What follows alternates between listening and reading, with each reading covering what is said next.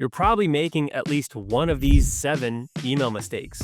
And if you're doing more than one, well, you're probably lighting your revenue on fire. I'm breaking down the 7 biggest mistakes we've seen that are quietly killing your email performance. No fluff, just real examples and how to fix them. Let's get into it. Starting off with mistake number 1. You think you have a list problem, but it's actually something else. You're not making money from email, right? It might not be your offer. It might not be your list. It might be because your emails aren't even showing up. Now, if your open rates are dropping and your Klaviyo dashboard looks like a graveyard, chances are your sender reputation is in the gutter. Here's how we want to fix this. Number 1, we want to first check inbox placement with a tool like Mail Tester or Glock apps. Set up a dedicated sending subdomain like mail.yourbrand.com. You also want to monitor engagement. Prune on opens every 120 to 90 days and monitor your domain reputation through Google Postmaster. A couple other things is keeping emails under 100 kilobytes. Limit images and avoid spammy words because those will definitely land you in spam. And use a re-engagement flow like win back or sunset if they ghost you. And if they completely ghost you, then you definitely need to let them go. Because if you don't fix deliverability first, nothing else matters. Because if it doesn't get delivered,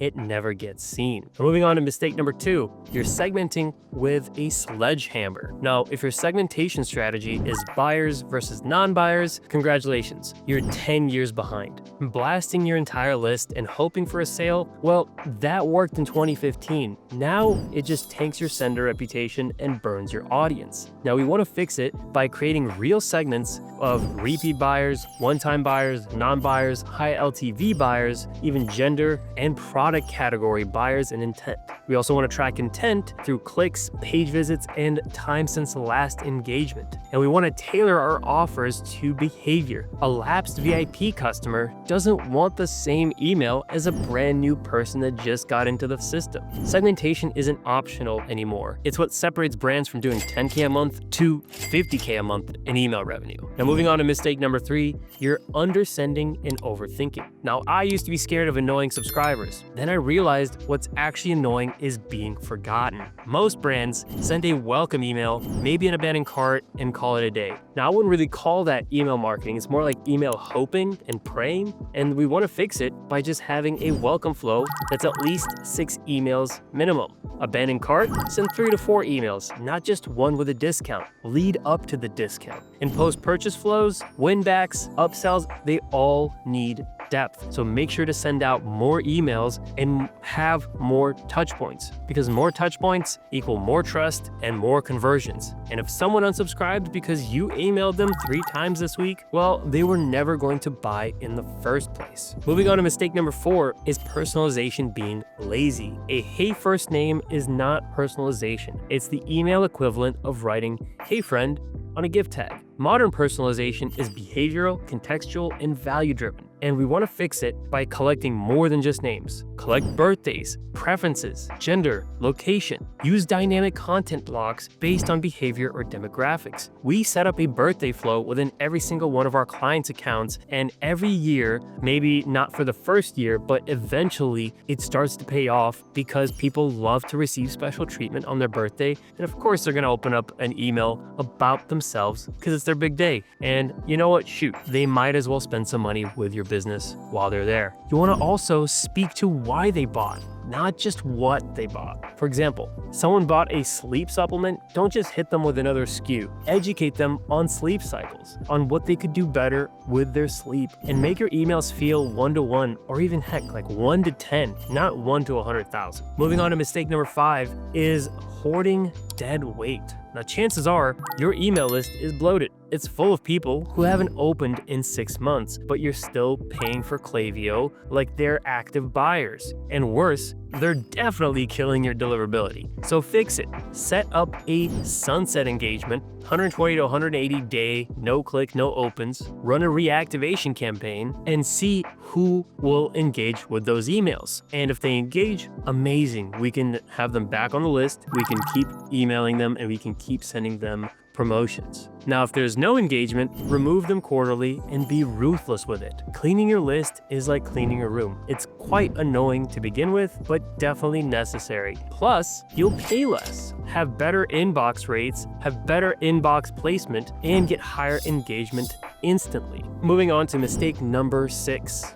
Your emails all look the same, and that's the problem. You found a pretty template once and decided that's what every email should look like forever. Now that's cool. Now all your emails look like a Canva graveyard with a discount button. Let's fix it. Use different formats: plain text, GIF-led, editorial, meme-based, educational-based, layout-based. Switch up the layouts. Not every email needs to have a hero image and a grid. We can go outside of the box, and we can even look outside of our niche for design inspiration. A specific technology brand could inspire a dog brand to create a different email than they would have if they just stuck to the same brand guidelines. And the same thing goes for pretty much everything else creative-wise on the email and retention system. Your goal isn't to win a design award. It's to get attention, build trust, and at the end of the day, drive clicks that get purchases. Mistake number 7, not talking to the customer, but talking at them. When you're writing newsletters, you should be writing actual letters. If your email reads like a PR intern wrote it and had 3 rounds of legal approval, then you need to scrap it. So here's how we fix it. We want to write like we speak and not like the About Us page. Imagine sitting across from your ideal customer at a coffee shop. What is that person going to respond to? What kind of questions might they have about your product? What kind of questions they might have about your brand? What kind of information they would want to know to feel confident about buying your product? Use this first-person advantage and use contractions and use emotion to drive connection with your list. Because if you're not going to be doing this, then no one's going to read your emails. No one will care because there's no substance in there if it looks like a plain old newsletter. People follow businesses early on because of the person that founded them, because businesses are person-based, not business-based. As businesses grow, the person tends to get further and further from their roots, and it's important to keep those roots in order to have successful email campaigns. You're not a robot at the end of the day. Neither are your customers. Emails should feel like conversations and not corporate announcements. Now, if you made any of these mistakes, don't beat yourself up. We've all done it. I've done it. I've done every single mistake here. And the key is to fix them before another $250,000 walks out the door. And if you want a free audit of your retention setup, your email, your SMS, your flows, deliverability, all of it, click the link down in the description and I'll personally review your email account for you. And if you liked the video, hit the like button. And if you want to see more videos like this, hit subscribe down below. And YouTube thinks you're going to love this video right here, so go ahead and check that out afterwards. I'll see you in the next one.